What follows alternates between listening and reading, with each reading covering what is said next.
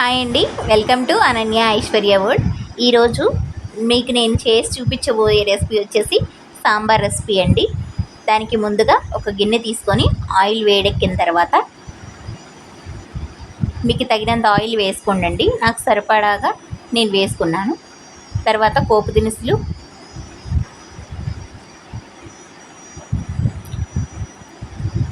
జీలకర్ర, పచ్చిశనగపప్పు, ఆవాలు వేసుకోవచ్చండి.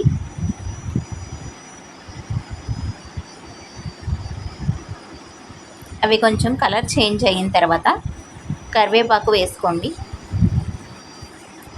కరివేపాకు చిటపటలాడిన తర్వాత ఆనియన్స్, నేను చిన్న ఉల్లిపాయ తీసుకున్నానండి. సాంబార్కి వచ్చేసి ఆనియన్స్ ఎక్కువగా అవసరపడదు. అవి కొంచెం వేగిన తర్వాత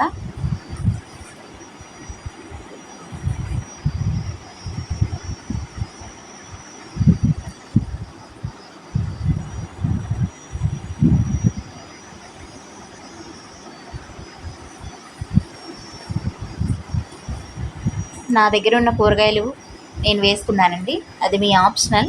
మీరు సొరకాయ, దోసకాయ, ములక్కాయ ఇవి వేసుకోవచ్చు.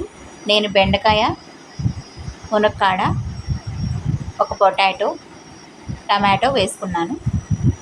అది పూర్తిగా మీ ఆప్షనల్ అండి.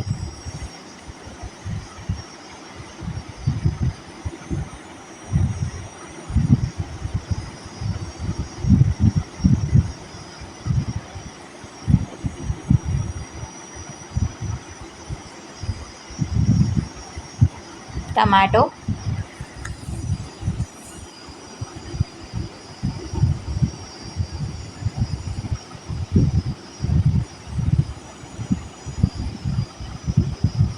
కొంచెం రాళ్ళ ఉప్పు,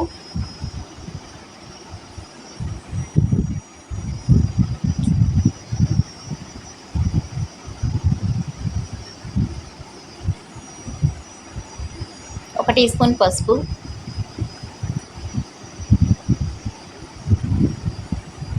వేసుకొని తిప్పుకోండి.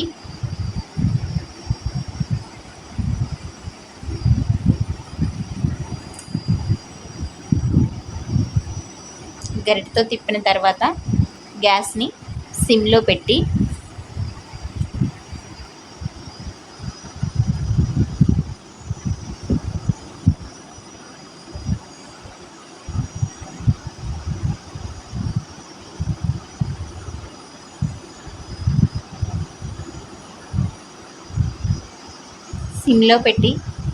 గిన్నెపై ప్లేట్ వేసుకోండి.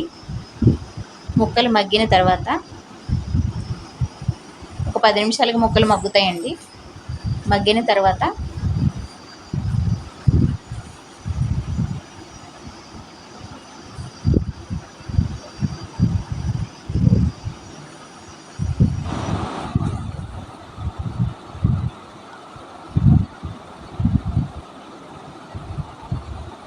కొంచెం అల్లం వెల్లుల్లి పేస్ట్,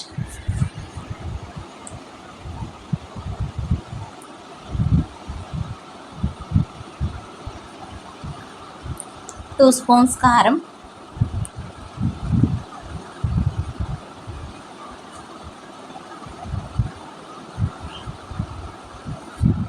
తిప్పుకోండి.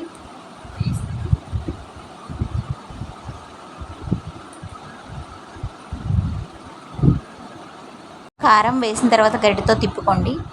ఒక కప్పు కందిపప్పుని ఉడకబెట్టి దాన్ని మిక్సీ చేసుకోండి.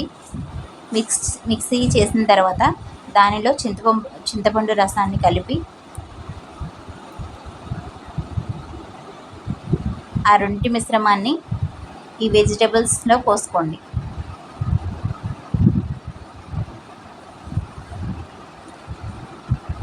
మీకు కావాల్సిన క్వాంటిటీలో వాటర్ పోసుకోండి.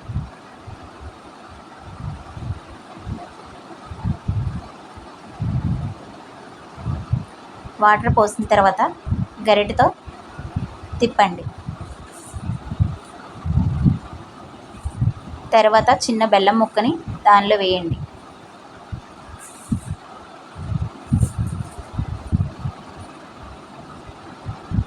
తర్వాత సాంబార్ పొడి 1 స్పూన్ వేయండి.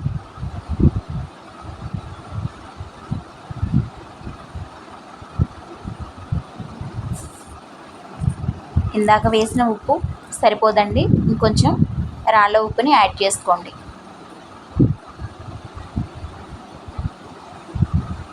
ఒక 10 నిమిషాలు మరిగిన తర్వాత రెడీ అవుతాయండి.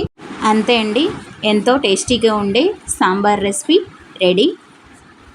ప్లీజ్ అండి మా ఛానల్కి లైక్ చేయండి, సబ్స్క్రైబ్ చేయండి. Thank you.